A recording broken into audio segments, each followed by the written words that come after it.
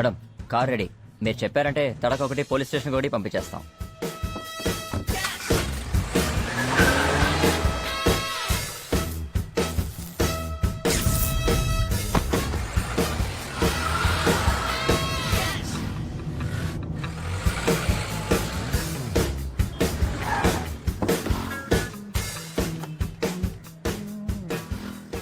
Sir మన Innova మన station ముందే ఉంది సార్.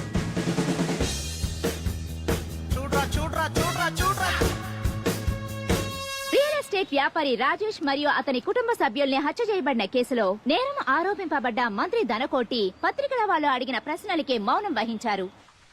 ఈ యోగాని గురించి పేపర్ చూసారా? సిబిఐ కాదు FBI రాని నేను చూసుకుంటానన్నారు. ప్రెస్ లో నోరు విప్పకు అన్నారు. ఇప్పుడు వాళ్ళు ఇష్టానికి రాసి పారేశారు.